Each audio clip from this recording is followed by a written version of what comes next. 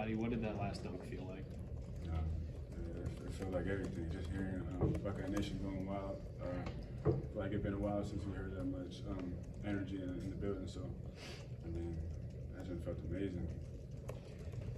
Bruce, to hit the shot that put you guys ahead and then get the steal at the other end, after all that you guys have been through these last couple of weeks, to make those winning plays in crunch time, what did that mean to you? What did that feel like? It's just all the hard work that you put in when it's not going your way. It showed today. And I just told my teammates, just let it hang, yo. Just have a swagger about you that doesn't matter who say what about you. People gonna say stuff about you if you winning or you losing. So you have that mentality, have that swagger about you that I'm gonna make the next play, I'm gonna make the next shot. And you seen it from the team. Even when we went down, we still had that confidence. And I seen it, my teammates looking at it, I was like, we're gonna win this game no matter how we're gonna get it done, doesn't matter who's gonna score it. As a team that we just came together and we got the dub today. Bruce, I mean, what empowered you down the stretch of this game? Because I mean, it really felt like you took over in some stretches when the team really needed you to. Just not losing. You get to a point where you're tired of just having that mentality and having my guys back me up the whole time. There's no better feeling when the teammates and the coaching staff have a belief in you. Why not?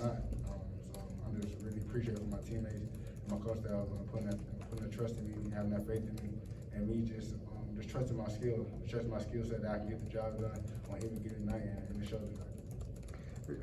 For either of you, I mean, just how cathartic is a win like this, not only to, finally snap the losing streak, but also to, do it in double overtime and in front of a pretty decent home crowd today.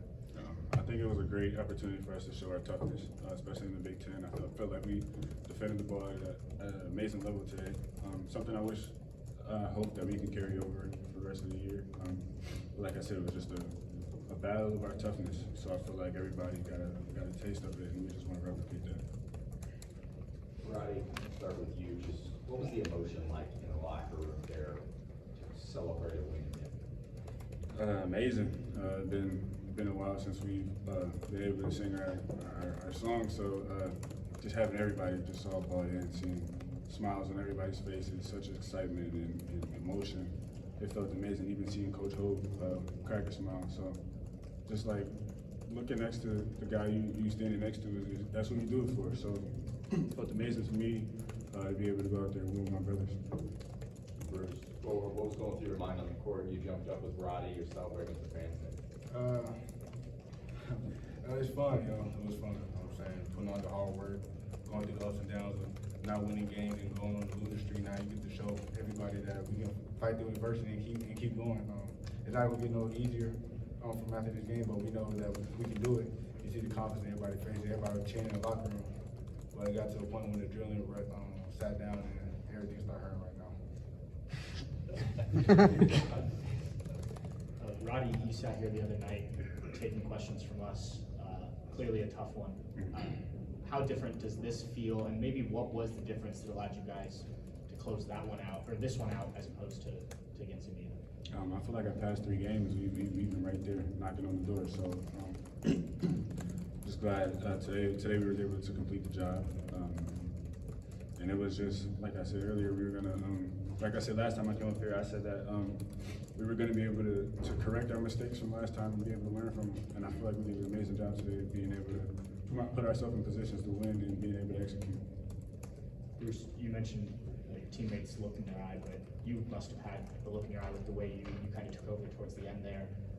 Having the ball in your hand at the end of the game, what's going through your head as you're kind of dissecting the defense and looking to make plays?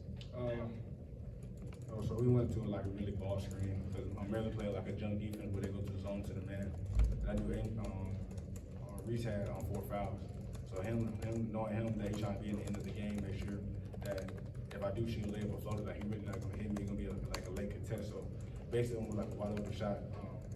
Just for me to get to my spots and my teammates, and then we get to my spots at the end of the day. But I just feel like I'm one of the best guards in the Big Ten, especially and also the country. You know what I'm saying? So I have to carry that swag by myself, that confidence that I can do it on any night, and today I showed it.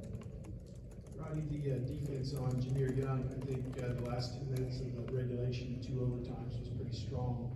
just in your mind, listening to the coach on the radio show, he talked about how you try to stay in front of him and make it as difficult as you could on him, just without fouling him. And just what was going through your mind going in that matchup? Obviously, going into the game, we know Young is an amazing, incredibly gifted scorer. He's probably number 2 in the Big Ten among scorers. So, just making his job harder was my goal for tonight. Just making every shot contested, making every move he wanted to do, just kind of being able to bother him a little bit, just try to make him go to a second option almost. Just a guy of that caliber who's capable of scoring every night. You just got to make it hard for him. So I'm glad my teammates had my help, of course, and I was able to play pretty good defense. Yeah, Bruce, one of those tough misses, you get the rebound at the end of the second overtime and bring it up. I don't think you ever gave the ball off to anybody. You had a screen from Zed, came off of that, took it in for the go-ahead basket. Just what's going through your mind on that possession? If you get the ball, obviously you want to run some clock and get 2 points. Just what's going through your mind on that last possession? Go get a bucket. And, I had straight tunnel vision at the end of the game. My teammate gave me the right spacing, and they went over the screen at first. I made their re-screen. During that time, we both got 10 fouls. And no play like they're not trying to come out the game. So them trying to foul, they're going to just try to play all of defense. And I just got to my spot that me and Roddy work on every single day before practice and shot that after practice that we work on. And I just got to my spot and that was it. I know Zed was sick yesterday, only played 8 minutes today, but you know, Devin and Felix obviously are kind of sharing some minutes with Zed. How big was that for him to make the play at the end there on Scott? That could have tied the game and maybe sent it to the third overtime. How big was that for Zed? And especially after these last several games. You saying just a third overtime sound like exhausting. But Zed was sick day before the game. I don't know like technically what was wrong with him, but he came back with him being just a 4 you guy that know how the games and emotion is. So him just being ready the whole time on the bench when his number got called, and he stepped up. He got a big time block with a hip grip, with a block without fouling. At the end of the game, then I got the rebound. And Roddy Windmill. Roddy Windmill. Yeah, Roddy, when did you decide you were going up to the windmill? I just looked at the clock, looked at my bench. My bench gave me the go-ahead. It wasn't really Coach Hope. My teammates did, so I knew I had to do something special. Have you seen Gayle also rising up with you? Yeah. I mean, earlier in the year, I had an opportunity at West Virginia. They told me next time I get the opportunity, I got to do something special. Speaking of Gayle, I played a lot of minutes today, especially in the first half, gave you guys some good lift. What's it like when he's giving you that kind of help in the backcourt? Yeah, Gayle is amazing. He's tremendously gifted with his speed, so he's a really good tempo pusher for us, especially coming off the bench, being able to keep the game playing fast how we want to play, and also being able to defend. He's a really gifted defender.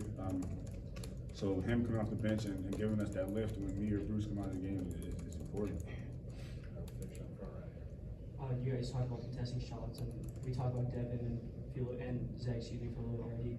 But how big were Devin's minutes? I know he got into foul trouble a little bit later in the second half, but how big were Devin's minutes just as a freshman?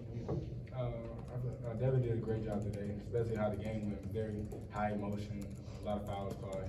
Trying to me, Ryan, Jameson, the captains on the team, just basically just calming down to realize like just taking one position at a time. Just don't really get into the crowd with the highs and emotion because it's easy to get into that and your game could be up and down just like how the crowd is. I'm telling him to stay focused and just do your job to the best of your ability. And I feel like he did a great job today. It's amazing the amount of growth I've seen in Devin. In the summer, he couldn't complete a sprint, so just seeing him being able to impose his will on every possession is amazing. Like the kid we seen in the summer and the kid we see now is two completely different guys, and I'm just happy for him. Thanks, fellas. Thank you. Thanks, guys.